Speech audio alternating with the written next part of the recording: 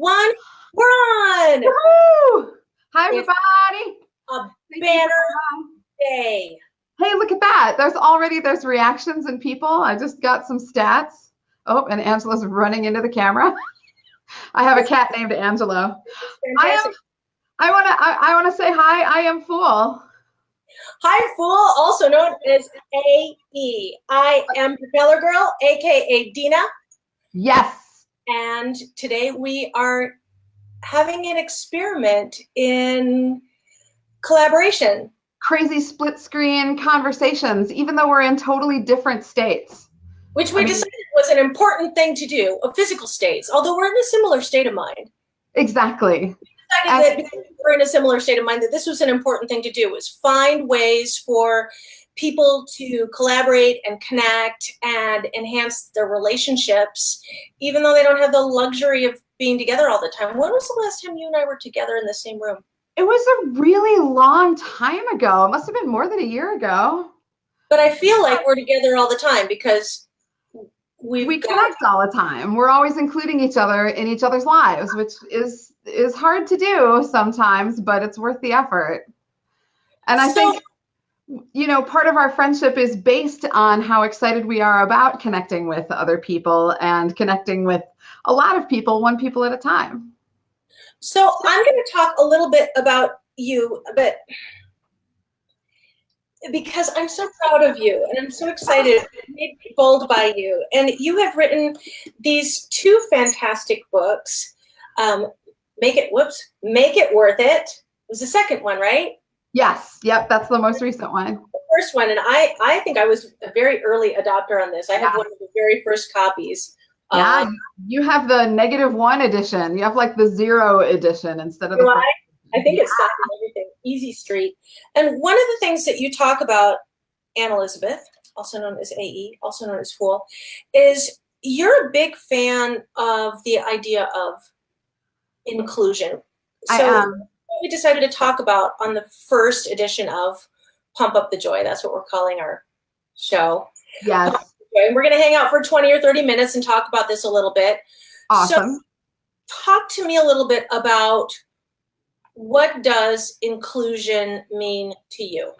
So inclusion is simply making a connection with another person and letting them know you're in the in group, you're in my in group, I see you. We are having a conversation. And that seems so basic that it doesn't even seem like it's something that needs to be talked about. And yet, in Western culture, there's more disconnection than ever. There's more depression from social isolation than ever. And in an age when we have the technology and the economic viability to all interact with each other and talk to each other, we isolate instead. And when we isolate from each other, it leads to physical malady. It has a physical impact on each of us when we don't connect with other people and when we don't include other people. It's really, it's needful, but it seems so basic that I think a lot of people forget to make the effort. Well, you know how I feel about isolation. Isolation will kill you. It will. It genuinely will. It genuinely will. So we've got to get rid of it or find a way to move around it, because culturally, I think we're all seduced by the idea of being busy. Right, exactly. Keep up your momentum. We're so busy being busy. Like, I can't come and see you or talk to you because I'm busy. And that seduction removes us from society with other people. So it really does. You as a joy warrior for interaction, what are I really like that. Thank you, Mama. Joy warrior. You're a joy warrior. And I see you have a cat too, don't you? Is that what's going on here? I do. I'm going to turn this just a little bit so you can see. It's Angelo. He's such a cutie pie. He can't stand that I'm paying attention to anyone but him ever. So he wants to be included too. He does. He really, really needs it, and he feels the biological imperative to be included. But yeah, it really is. It is a huge impact when you're rejected socially, and being rejected socially isn't isn't just being shunned by a large group of people or being excluded from a movement or not being cool. You can accidentally exclude people by not taking into consideration how they might access the thing that you make to give to the world, or how people might see you at any time when you're on public view. You know, if you don't make eye contact with people in your environment, if you don't come off as bizarre and non-threatening, which is what this whole Phoole thing is about, it's the equivalent physically of punching someone in the face. There's a bunch of research that I won't go into in huge detail, but it's all in my book, Make It Worth It, MeWe. And there's a researcher named Kipling D. Williams who does pretty exclusively research into the physiological impact of social isolation. And the brain doesn't know the difference between social pain and physical pain. To the brain, being socially isolated is the same as getting punched in the face, getting socially rejected.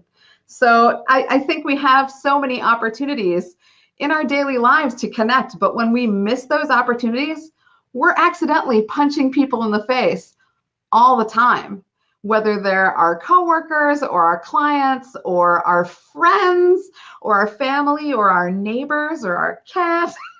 Okay. You don't know. So this is a big responsibility. It is. When we're talking about including people and making them seen, making them visible, and giving folks that little squirt of dopamine where they go, oh, I notice, I matter, I'm important to people. Absolutely. So I understand what the risk is, but you know, I understand that you're a genius level longtime researcher in inclusion, and you've written a couple books about it, but you also practice this all the time. So I think one of the things that'll be interesting for people is just to know, like, what can we do right away? Like, can you give us some ideas to put in our pocket today? Like for me, tomorrow, if I'm on, going through, let's think of one of the most hostile places that I go through is the airport. Oh, so, yeah. Tomorrow I'm going through the airport. What can I do tomorrow? Give me a couple of ideas of how I can help up the inclusion aspect without having to crawl in everybody else's luggage and make all the friends on the planet in the airplane. Absolutely. A lesson I learned a long time ago in street theater is that if you're performing in an environment where there's crowds and crowds and crowds of people and you want to move fast, you look down and just move, or you look right in the middle of people's chests and you just walk towards them. And it's very threatening and it's very removing. If you don't need to get around fast, if you arrive at the airport early, I'm a chronic early airport arriver. If I'm at an international flight, I'll get to the airport 4 hours early just to give myself time to get lost and to be able to not get all sweaty in the airport and uncomfortable before my flight. I always get there really early. But if you get to the airport early and you have time to gently include other people, you can make eye contact with other people. You can, and it doesn't have to be a intense connection. It can just be a, hey, we're all in this together kind of facial expression. Just the hint of a smile, just a confident carriage that lets people know that, if they're looking like somebody that might need help or might need directions, that you have an open and casual countenance that's not a threatening person. So I think that a lot of times people have no idea that their unconscious mannerisms and their unconscious, even their facial expression or their posture, or their carriage, really communicates so much so quickly, and that little minor adjustments to it make you into a cheerful character in the background of somebody's journey through an airport, or journey through a crowded city street, or journey through a crowded lobby of the most important building they've ever been in their lives. So it's okay to make faces with your face. Make faces with your face. I love that phrase of yours. Propellergirl. Faces with your face. You have the space. The ambassador for everything else that you've got going on. Yeah. And if you're interacting with someone, and I'm a big fan of, especially when you're interacting with people who either don't get a lot of notice or get negative notice. Yes. Like let's continue to use the airport analogy, because I think this is fun, because it kind of stresses people out a little bit. But a lot of people, they've been through the airport, Right. And that getting through security, and you don't want to make eye contact with the folks who are helping you get in through security. They're doing a job, and I think that if we stood there with a little counter and counted how many people are nice or smile or say hello or thank you to the people who are managing and processing folks through the security line, we would find that we weren't clicking very often.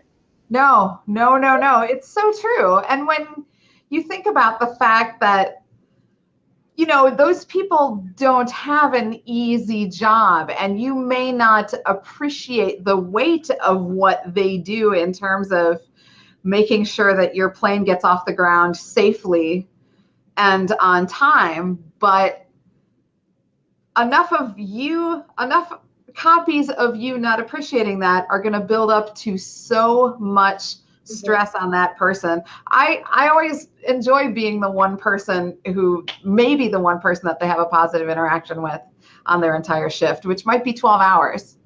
So do you think then logistically that if you're rolling through the line and you're the one positive, like, human interaction, you looked at them, you said hi, you smiled at them, you said thank you, and then you motored on your way, do you think that positive little piece of inclusion, of social, that little social pat on the back, do you think that could have a ripple effect on other rest of the humans in a line?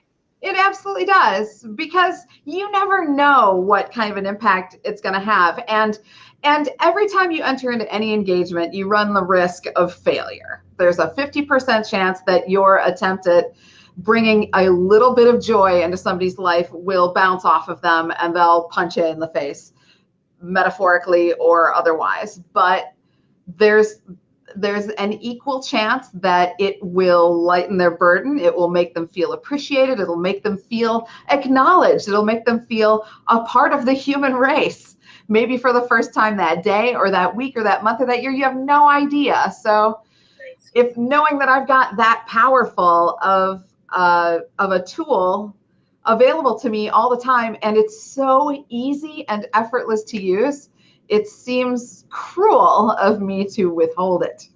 Okay. Yeah, absolutely. Ask you, because we're talking about this, and I feel like for some of us, we might look at that power, that tool, and think, oh my gosh, that's such a huge responsibility. I have to be nice to all the people all the time and recognize people and make faces with my face, and I'm overwhelmed and I'm already busy. So how do we balance our own responsibility for making a powerful, positive difference in the lives of other people by including them? How do we balance that with our own, like, self-care, the little breathers that we need if we feel like this is a little overwhelming? So I think for me, the image that I use that works for me is thinking of it as heart armor.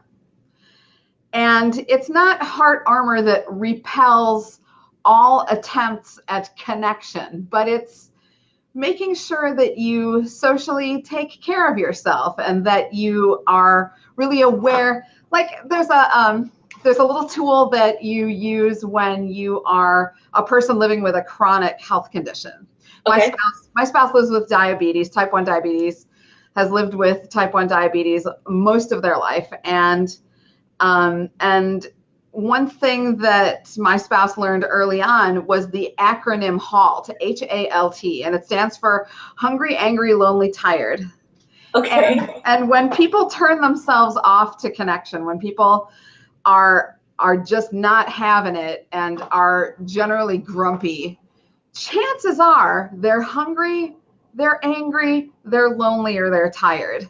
And chances are you can't always fix that for another person. But knowing that the person that your attempt at interaction with has bounced off, knowing that person might just be hungry, They might just have had something happen that has nothing to do with you. In fact, probably knowing that they might just be lonely, knowing that they might just be tired, especially sticking with the metaphor of the airport. Right. I mean, yeah, that is a giant zoo of hungry, angry, lonely, tired people. That's what you got there. So yeah, I think I like to use the phrase from G.I. Joe, knowing is half the battle. Can you hear the sound of the cat playing with his toy in the background? It's super loud, and he's just doing it because he's mad that I'm talking to you. Angelo, chill out, dude. Okay, so so this is another good point, and I like this. So thank you, Angelo, for prompting this, because I'm also really curious. What are some of the signs?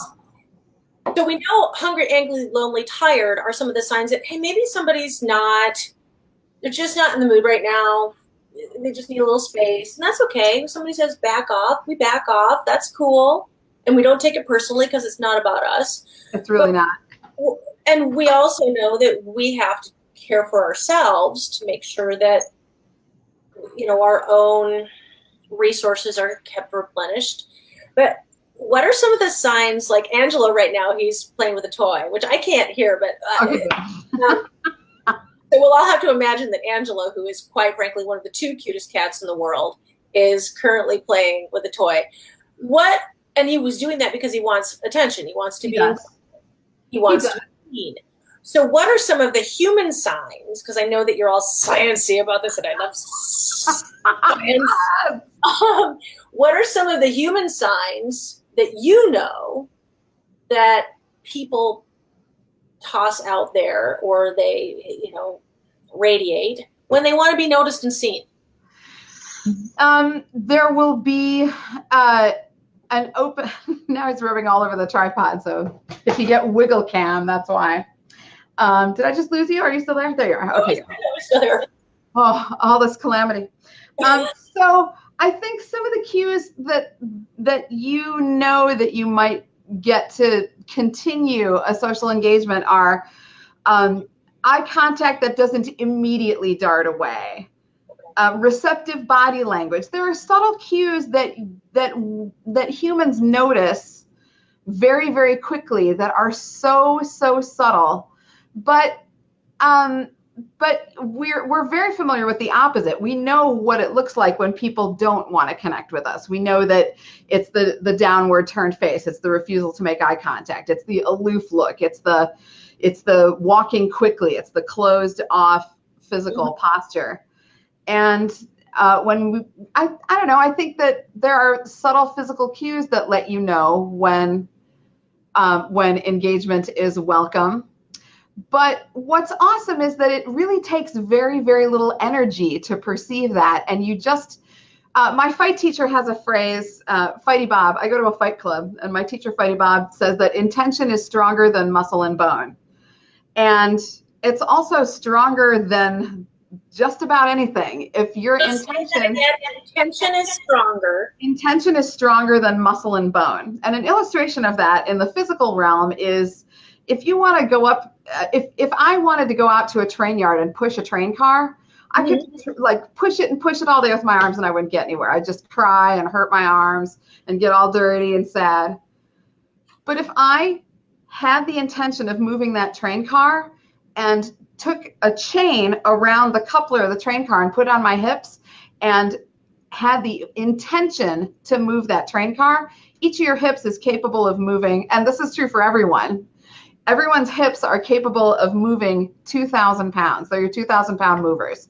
And the intention coordinates everything else. So it's not just your hips moving. It's not just your skeleton moving. It's not just your muscles moving. Your intention gets the whole body involved and gets everything focused so that you're moving forward. So if your intention is to connect with people, you don't really have to think about the details of, am I smiling? Do I have exactly perfect lipstick on?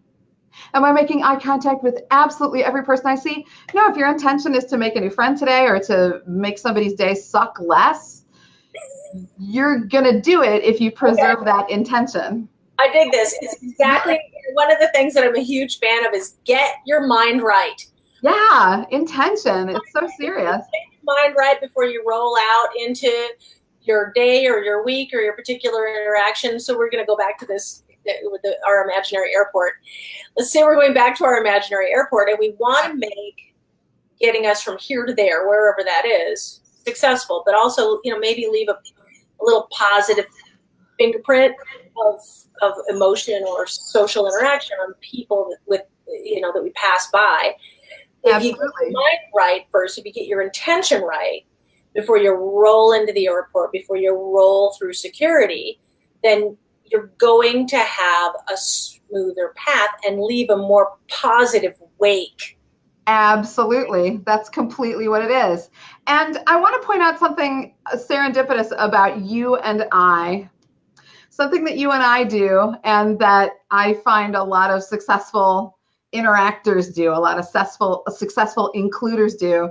I'm wearing this crazy hair on my head. It makes me bizarre and non-threatening. You have those awesome glasses on with that super exciting detail of the really bright color on the lower part of the frame. And I feel like there are things that you can physically wear as actual social armor, if you will, and not really armor, but just even if it's just one accessory, something that makes you feel really cool. That sounds so stupid. It sounds really dumb. No, I don't think it's dumb. I think it makes all the sense in the world. I wear glasses for 3 reasons. One is because it lets me read the street sign over there. I can read it. Magic. Because it's like magic. So, I can see things, which is very right. It's got a utilitarian purpose. Glasses. I also wear the glasses because I'm a little bit cross-eyed. And sometimes I feel like a Muppet. And sometimes a little bit off-putting for people if they haven't figured that out yet. Sometimes it's easier for them to engage with me facially if I've got the glasses on, because it just tightens that up just a little tiny bit. It's so tiny, most people don't notice it, but every once in a while it just makes it a little bit easier. And 3, I think it's completely okay to wear something a little bit ridiculous. These aren't ridiculous. I think exactly. They're beautiful, but they make me feel like I'm not taking myself so seriously. And who makes these? She's super fun. Her name is Sabine B. And I feel like she makes beautiful things that I don't have to take myself so seriously. So like when I'm going to go to the yoga, I don't wear plain black yoga pants. And you go crazy with the color. I wear the craziest thing I could possibly find. Not because anybody else is going to be looking at me in yoga, because you're supposed to just mind your own business and only think about yourself in yoga. Right. But I went in today, and there's this absolutely very charming young woman. Her name is Carson. She's at the front desk. And I say hi to her all the time because she's got this beautiful way of dressing. And every time I see her, she's just got this different kind of persona on. Last week, she looked like Audrey Hepburn all week. And today I walked in and she looked at me and she went, I love your pants. Because there were these crazy bazillion color pants. And I'm like, thank you. And she said, you look like a beautiful stained glass window. That is. You just made my whole day, because now I'm going to go into yoga and I'm not going to be me trying to, stumble my way through a tree pose, which I still fall over every time. But now I'm a beautiful stained glass window. And I think that, so having, from the inclusion part, having some kind of accessory helps give people an opening salvo if they want to talk to us. Yes, this is such an important point. I completely agree. You know that, first of all, you know that when humans encounter each other, people who are sighted encounter each other in a very visual way. We make a lot of judgments about a person, whether we think we're really open-minded or not. We make a lot of immediate judgments about a person. Are they threatening or are they safe? Are they friendly or are they grumpy? Are they cool or are they antiquated? We make a lot of snap judgments just from looking at a person. If we have the ability to control that a little bit just by putting out a wacky detail, other people's opinions, I think I got the quote from RuPaul. Other people's opinions are none of my business. Other Right. people's opinions of me are none of my business. Huge fan of that. And I really like that quote. But that being said, if I can put forth a bizarre and non-threatening detail in my appearance, well, then I know what the conversation's going to be about if there's a conversation. And if not, there's not. But if there's a conversation, it would be nice to have, we really can't control other people's perceptions of ourselves, and we don't need to, but we can put forth a fascinating, non-threatening detail that lets people know I really don't take myself that seriously. So entering into a social engagement with me is not going to result in something that makes you feel uncomfortable. Yeah, absolutely. Interesting, because you do very serious work and so do I, but neither of us take ourselves very seriously. No. We're not making, and I know that my moniker is Propellergirl, yours is Phoole, but we're not making ourselves childish or foolish. No, absolutely. I think, modern culture has this notion of fools from ye olden times, that they're clowns and they're children's entertainers and they're cartoon characters on playing cards. And when you look at the historical record and the folk record for cultures around the world, clown characters and fool characters in society are really just a mirror. We're just going, this is what's going on. Yep. Sure? You sure that's how you want to look before you go outside? Okay. All right. Just trying to tell you. And that's like a universal constant across a lot of cultures. So I think, while I don't take myself seriously, I don't think the act of not taking yourself seriously is an act of disregarding yourself or denigrating yourself. Mm-hmm. It's just not adding drama.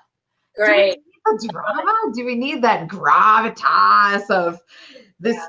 This action that I perform is the most important, and now I'm done. Now this is the most.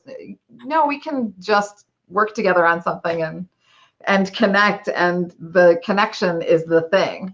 I love when we connected today, and I'm looking at the time and I'm thinking, I wish we could stay on and do this longer. Blue, I feel like we just got on. And I'm looking at the comments. We've got quite a few. The one that is up at the top right now came up and it said, it's from Michael. He says, using your own little bit of personalized flair is an awesome concept. So I think that just to recap a little bit, when we're looking at some of the initial stages in creating inclusion, bring your personal flair. Don't be afraid to make faces with your face. Make faces with your face. And get your mind right before you roll into wherever you're going. Absolutely. Is there now? And now we're getting other people saying, "Stay on, stay on, stay on." Nicole, never fear, Nicole. We are going to do this again. We got plans. We have plans. So this is Pump Up the Joy Volume 1, but we'll have Pump Up the Joy Volume 2 soon, and we'll just go until we get it to an appropriate volume that we like. Right. Do you want to recap a little bit and tell people how they can find you? Absolutely. I am Phoole, Phoole, because I got to be a little different, just a little different. And I have a world of stuff that I do, but all of it is conveniently located at Phoole.com. That's PHOOLE.com. PHOOLE is how I always say it. And my aspect as an actual 16th century court jester is on one of those pages. And my show, Phoole and the Gang, which is Friday nights at thetube.com. You can also find that at Phoole.com/gang. It's all linked there. My books, my public speaking, everything I do is at Phoole.com. That's awesome. And I'm Deena. I'm also known as Propellergirl. That's PROPELLERGIRL.com. And, I think in one of our next shows, you have to wear your propeller hat. I will. It's down in the basement right now. I think it's being currently sported by the unicorn who is in my basement right now. That's awesome. Don't all motivational speakers have a unicorn in their basement? Yes. If you can't be yourself, be yourself. But if you can't, be a unicorn or something like that. I know it's supposed to be Batman. We're a ninja, but we'll talk about that another time. Yes, we will. And I'm totally excited about that, Ninja Mama. So you're Phoole.com, I'm Propellergirl.com. Together we are Pump Up the Joy. This is volume 1. You are having so many people give you, you're getting all kinds of hearts and loves in the comments. Yay! I give you guys so much love. Thank you so much for joining us, and give so much love to Deena. She propels me. She's encouraged big changes in my life and big refocusing of my intention into stuff that has made a difference in some people's lives, and that makes me so happy. So thank you, Propeller Girl. Thank you guys so much for joining us. I'm so glad we got to collaborate on this. Thanks, everybody. We'll see you for Pump Up the Joy Volume 2. Yes, it's in the house. Bye, guys. Thank you so much.